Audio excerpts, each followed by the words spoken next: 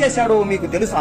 రావణుడిని హతమార్చి సీతని తీసుకుని లంక నుండి అయోధ్యకి వస్తుండగా మార్గ మధ్యంలో హనుమంతుడికి ఆకాశము నుండి తన జన్మభూమి అయిన కిష్కింధ కనబడుతుంది. హనుమంతుడు ఇంటికి వెళ్లి ఎన్నో సంవత్సరాలు అయిపోయి ఉంటుంది. ఎప్పుడో చిన్నప్పుడు తన అమ్మని చూసి ఉంటాడు. అంతే. హనుమాన్ మదిలో ఇంటికి వెళ్లి వద్దాం అని అనుకుంటూ ఉంటాడు. కానీ వద్దులే, సీతమ్మ ఏమైనా అనుకుంటుందేమో అని కళ్ళ నుండి నీరు వస్తున్నా తుడుచుకుంటూ ఉంటాడు. కానీ సీతమ్మ ఇదంతా గమనించి రాముడితో మొత్తం చెబుతుంది. వెంటనే రాముడు పుష్పక విమానాన్ని ఇక్కడే దింపండి అని ఆజ్ఞాపిస్తాడు. హనుమాన్ ఆశ్చర్యపోతూ కిందికి దిగగానే అంజనాదేవికి నా కొడుకు నన్ను కలవడానికి వచ్చాడు అని అర్థమైపోయి పరిగెత్తుకుంటూ బయటికి వస్తుంది. హనుమాన్ అంజనాదేవి ముందుకు రాగానే, హనుమా ఎంత పెద్దవాడిగా అయిపోయావురా నువ్వు, రోజు సరిగ్గా తింటున్నావా లేదా, ఇలా బక్క చిక్కిపోయావు అని అంటుంది. హనుమంతుడు నేను బక్క చిక్కిపోయానా అమ్మా అని నవ్వుతూ హత్తుకుంటాడు. అమ్మ ఎప్పటికీ అమ్మనే కదా, ఎంత పెద్దవాడు అయినా సరే అమ్మ కంటికి మనం చిన్న పిల్లోడిలాగే కనబడతాం.